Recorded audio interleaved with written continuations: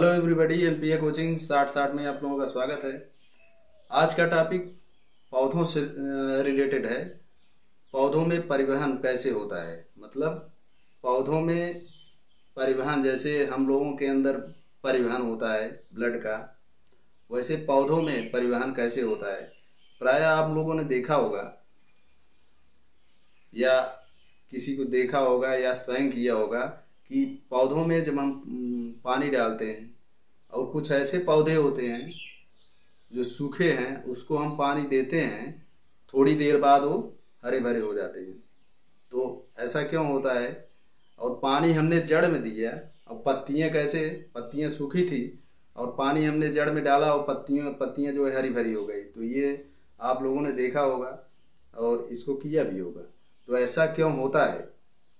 हमने जड़ में पानी दिया और पत्ती में पानी कैसे पहुंचा, मतलब पत्तियां हरी भरी कैसे हो गई। तो यही हम आज जो है चर्चा करने वाले हैं। ये महत्वपूर्ण टॉपिक है, तो आइए देखें और समझें। तो पौधों पौधों में जो है, जैसे परिवहन तंत्र जो है मनुष्य के शरीर में होता है, वैसे पौधों के शरीर में भी, पौधों के शरीर मतलब पौधों के विभिन्न भागों में भी जो है परिवहन तंत्र पाया जाता है। तो परिवहन तंत्र पौधों में दो ही तरह के पाए जाते हैं। एक तंत्र होता है जाइलम, दूसरा तंत्र होता है फ्लोएम। अब जाइलम क्या करता है? जाइलम पौधों से जड़ के द्वारा जो घोल के रूप में पानी तथा खनिज लवण सोख कर वो पौधों के विभिन्न भागों तक पहुंचाता है।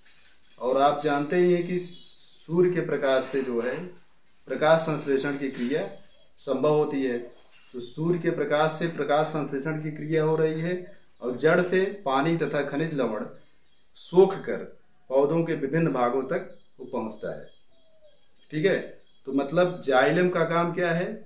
पानी जो है हमने जो पौधों में डाला वो सोख कर जो है पौधों के विभिन्न भागों तक पहुंचता है। ठीक है, तो जाइलम जो ऊतक है वो पानी मतलब खनिज लवण जमीन से लेकर पौधों के विभिन्न भागों तक पहुंचा रहा है। और फ्लोएम क्या कर रहा है?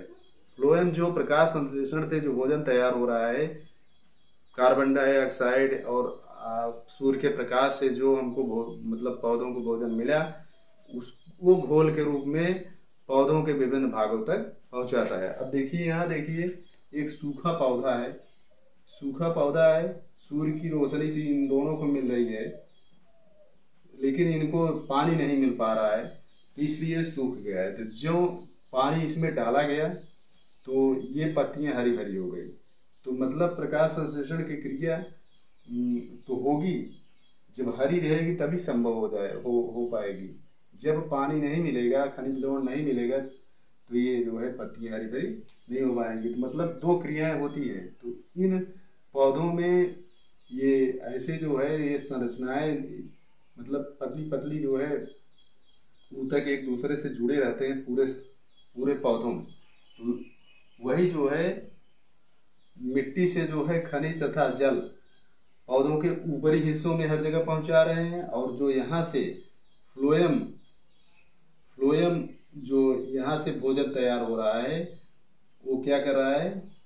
वो लाके हर जगह पहुंचा रहा है। तो मतलब यहाँ लिख कर भी जो है ये समझाया गया है कि पौधों में जड़ों से लेकर पत्तियों तक वाहिनियों का एक तंत्र होता है। वाहिनियां मतलब वहन करने वाला, जैसे कोई चीज एक स्थान से दूसरे स्थान तक ले जाने वाला माध्यम, तो वाहिनियां, उसे वाहिनियां कहते हैं, वाहिनियों का तंत्र कहते हैं। तो वाहिनियों का एक तंत्र होता है जो दो प्रकार के जटिल ऊतकों से बने होते हैं।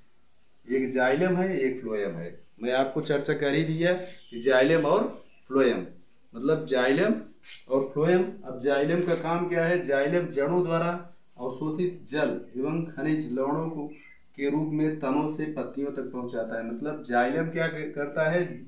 जाइलम जो है यहाँ से जो भोजन है उसको ऊपर तक पहुंचा रहा है जाइलम। और फ्लोएम क्या कर रहा है? फ्लोएम ऊपर से भोजन, मतलब फ्लोएम पत्तियों से निर्मित भोजन को घोल के रूप में पौधों के समस्त भागों में पहुंचाता है।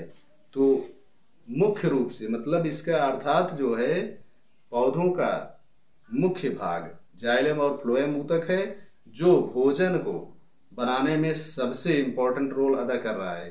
उधर प्रकाश जो है जरूरी है, प्रकाश संश्लेषण की क्रिया भी जरूरी है, लेकिन उसके पश्चात जो भोजन का हर जगह पहुंचना ये दो ऊतकों के द्वारा संभव हो सकता है। इसीलिए हम पौधों में जब पानी डालते हैं, पौधे गर्मी की वजह से सूख जाते हैं, धूप की वजह से अगर सूखे हैं तो यदि उसमें हम पानी डाल देते हैं, थोड़ी देर बाद वो पत्तियां हरी भरी हो जाती है। अर्थात उसमें जो वाहिनियां हैं, जो जाइलम है, तुरंत जो है जल को वहां से उठाकर पौधे के विभिन्न भागों तक पहुंचाता है। इस तरह से पौधे जो है भोजन को एक स्थान से दूसरे स्थान तक ट्रांसफ़र करते हैं, पहुंचते हैं। ठीक है, तो ये इम्पोर्टेंट वीडियो है। यदि आपको एक बार में न समझ में आए तो दोबारा इसको करके देख लें और समझ सकते हैं। ठीक है।